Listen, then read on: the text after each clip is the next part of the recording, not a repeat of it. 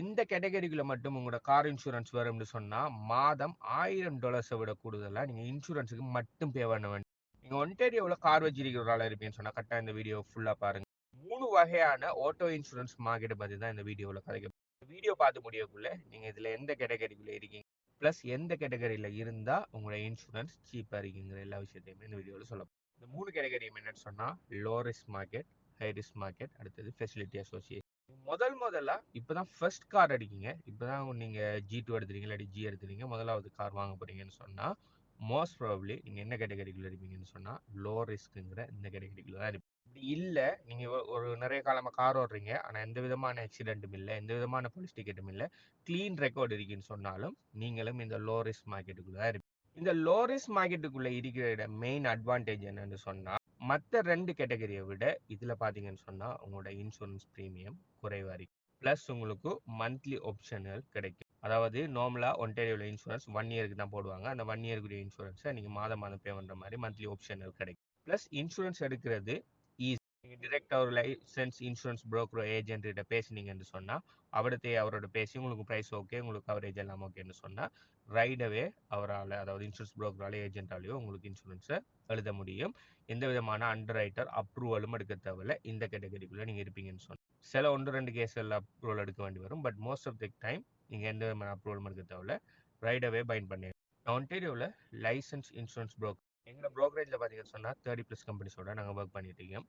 அந்த 30 கம்பெனிஸில் ஆல்மோஸ்ட் 25 கம்பெனிக்கு மேலே லோ ரிஸ்க் மார்க்கெட். அப்படின்னு சொன்னா என்ன அர்த்தம்னா, இப்போ ஒரு ஆள் என்கிட்ட வாரரு, அவர் லோ ரிஸ்க் கேட்டகரிக்குள்ள இருக்கிறேன்னு சொன்னா நான் அவரோட ப்ரொஃபைல ஆல்மோஸ்ட் 25 மார்க்கெட்ல செக் பண்ணி பெஸ்ட்டான ஒரு கவரேஜை ப்ளஸ் பெஸ்ட்டான ரேட்டை அவருக்கு ஆஃபர் பண்ணி.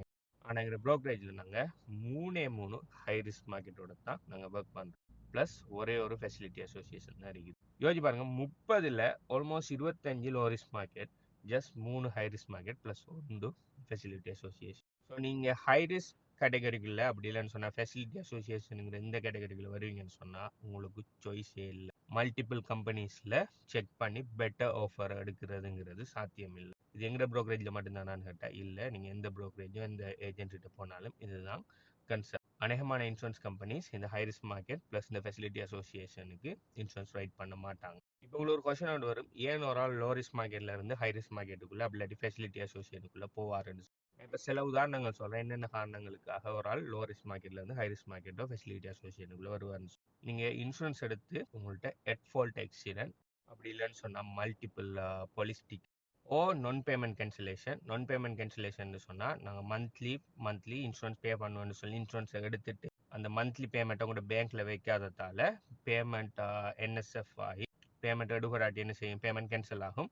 அவங்க திரும்ப லெட்டர் ஒன்று அனுப்புவாங்க இன்சூரன்ஸ் கம்பெனி. அப்பயும் கூட நீங்கள் போதுமான பணம் உங்களோட பேங்க்ல இல்லாட்டி என்ன செய்வாங்கன்னு சொன்னால் இன்சூரன்ஸ் கம்பெனி இனிஷியேட் பண்ணி கேன்சல் பண்ணுவாங்க உங்களோட இன்சூரன்ஸ். அப்படி கேன்சல் பண்ணாங்கன்னு சொன்னால் உங்களுக்கு நான் பேமெண்ட் கேன்சலேஷன் சொல்லி உங்களோட டேஸ் ரிப்போர்ட்டில் போட்டுருவாங்க. ஸோ அப்படி போட்டால் அதுவும் நீங்கள் இந்த லோ ரிஸ்க்லேருந்து ஹை ரிஸ்கில் வருவீங்க. ஸோ இப்படி நீங்கள் லோ ரிஸ்க் மார்க்கெட்லேருந்து ஹை ரிஸ்க் மார்க்கெட்டுக்குள்ளே வருவீங்கன்னு சொன்னால் முதலாவது டிஸ்அட்வான்டேஜ் உங்களோட இன்சூரன்ஸ் ப்ரீமியம் கூடும்.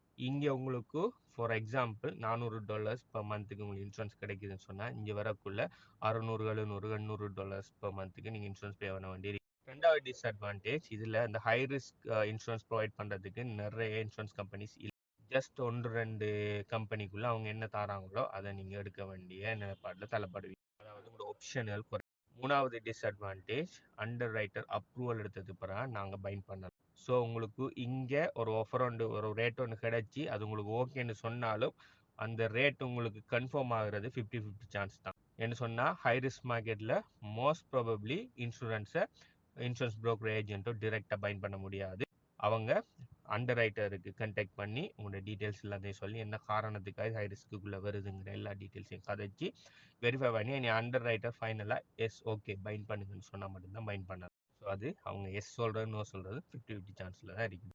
ப்ளஸ் அவங்கள மண்டே டு ஃப்ரைடே ஆஃபீஸ் டைமில் தான் கண்டெக்ட் பண்ணலாம். ஸோ அவசரம் அன்றைக்கு கூட இன்சூரன்ஸ் முடியுது, இன்றைக்கு நைட் 12 மணிக்கு இடையில போடணும், இன்றைக்கு சாட்டர்டே இல்லாட்டி சண்டேங்குள்ளே சம்டைம்ஸ் உங்களோட இன்சூரன்ஸ் ஏஜென்ட் ஆஃப் புரோக்கர் அவைலபிளாக இருந்தாலும் அண்டர் ரைட்டர்ஸ் அவைலபிளாக இருக்க மாட்டாங்க. ஸோ உங்களுக்கு திரும்ப மண்டே வரையும் வெயிட் பண்ணி அண்டர் ரைட்டர்கிட்ட பேசி அதுக்கப்புறம் பைண்ட் பண்ணக்கூடியதாக இருக்குது. இதே சமயம் லோ ரிஸ்க்குங்கக்குள்ளே அண்டர் ரைட்டர் அப்ரூவல் தேவையில்லைங்கிற சமயத்தில் நீங்கள் ஈவன் தோ சனிக்கிழமை நீங்கள் இன்சூரன்ஸ் முடியுது, சனிக்கிழமை நைட்டுக்கு நீங்கள் இன்சூரன்ஸ் புது இன்சூரன்ஸ் ஆக்டிவேட் பண்ணணும். அந்த டைமில் கூட இன்சூரன்ஸ் ஏஜென்ட்டோ ப்ரோக்கர் ஒர்க் பண்ணுறதுக்கு அவர் ரெடின்னு சொன்னால் நீங்கள் தாராளமாக இன்சூரன்ஸ் போட்டுக்கொள்ளலாம், ஒரு பிரச்சனையும் இல்லை.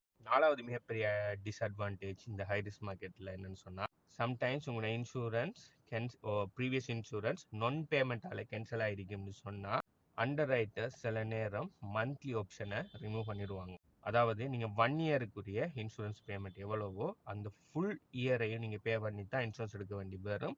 அப்படி இல்லைன்னு சொன்னால் பெரிய அளவில் டிபாசிட் ஒன்று பே பண்ணி அதுக்கப்புறம் இன்சூரன்ஸ் பே பண்ண வேண்டி வரும்.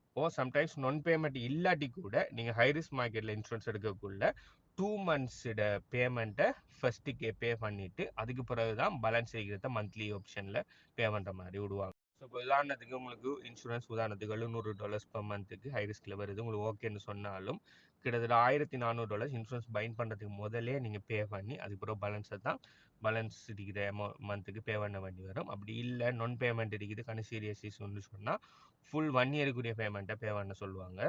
அந்த சமயம் கிட்டத்தட்ட $8000 $7000 $8000 ஃபுல் அமௌண்ட்டை நீங்கள் பே பண்ணி போனால் நீங்கள் இன்சூரன்ஸ் எடுக்க வேண்டி வரும். நீங்கள் ஹை ரிஸ்க்குள்ளே வந்தாலே பெரிய ஆபத்து. ஆனால் இதை தாண்டியும் ஒரு பெரிய ஆபத்து இருக்குது, ஃபெசிலிட்டி அசோசியேஷனுக்குள்ளே போகிறது. உங்களுக்கு மல்டிபிள் எக்ஸிடென்ட்ஸ் அட்ஃபால்ட் எக்ஸிடென்ட்ஸ் இருக்குது ஒரு குறிப்பிட்ட காலத்துக்குள்ள. அப்படி இல்லை மல்டிபிள் போலீஸ் டிக்கெட்ஸ் இருக்குது, அதுலேயும் மைனர் கன்விக்ஷன் இல்லாமல் மேஜர் கன்விக்ஷன் இருக்குது. இப்போ உங்களோட லைசன்ஸ் சஸ்பெண்ட் ஆகி திரும்ப இதாக இருக்குதுன்னு சொல்லி ஏதாவது பயங்கரமான வயலேஷன் இருக்கும்னு சொன்னால் நீங்கள் ஹை ரிஸ்க் மார்க்கெட்டில் கூட உங்களோட ப்ரொஃபைல் குவாலிஃபை ஆகாது. ஸோ அப்படியான ப்ரொஃபைலில் எங்கே போகணும்னு சொன்னால் ஃபெசிலிட்டி அசோசியேஷனுக்கு போகும். ஃபெசிலிட்டி அசோசியேஷனுங்கிற ஒரு தனி இன்சூரன்ஸ் கம்பெனி இல்லை. இது என்னன்னு சொன்னால் மல்டிபிள் இன்சூரன்ஸ் கம்பெனிஸ் இதை மாதிரியான ஹை ரிஸ்க் இதுக்கு மேலே வயலேஷன்ஸ் இல்லைங்கிற ஆட்களுக்கு இன்சூரன்ஸ் ப்ரொவைட் பண்ணுறதுக்காக அவங்க எல்லாருமே சேர்ந்து மொத்தமாக பூல் பண்ணி இன்சூரன்ஸ் ப்ரொவைட் பண்ணுவாங்க. ஸோ நாளைக்கு இதுக்குள்ளே இருக்கக்குள்ள யாருக்கான ஒரு பிரச்சனை ஒன்று வரக்குள்ள அதுக்குரிய கிளைம்ஸ் எல்லாமே எல்லா இன்சூரன்ஸ் கம்பெனியும் சேர்ந்து தான் அதோட ரிஸ்க்கை பொறுப்பெடுப்பாங்க.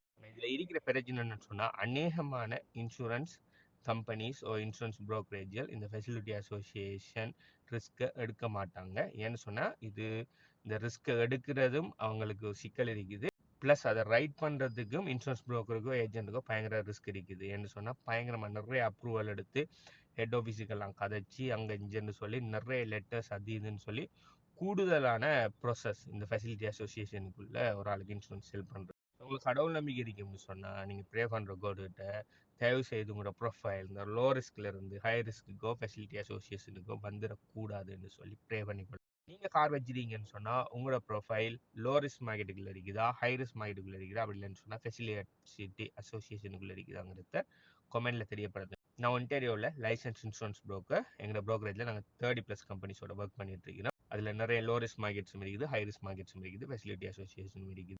நீங்கள் கார் எடுக்க போகிறீங்க, அப்படி வீடு வாங்க போகிறீங்க, அப்படி டெனன்ட் இன்சூரன்ஸ் பார்த்துட்டு இருக்கீங்க, உங்களோட இன்சூரன்ஸ் ரினியூ இன்னொரு 10-20 நாளில் வருதுன்னு சொன்னால் நீங்கள் என்ன கண்டெக்ட் பண்ணலாம். 30+ கம்பெனிஸை செக் பண்ணி பெஸ்ட்டான கோட்டை உங்களுக்கு நான் ஆஃபர் பண்ணுவேன். இந்த கண்டெக்ட் பண்ணுற டீட்டெயில்ஸ் இந்த வெப்சைட்டில் இருக்குது, செக் பண்ணிக்கொள்ளுங்க. நீங்கள் இந்த வீடியோ பார்க்குற டைம் இந்த வீடியோ லைக் இருக்கிறத கமெண்ட் பண்ணுங்கள். I will get back to you. By.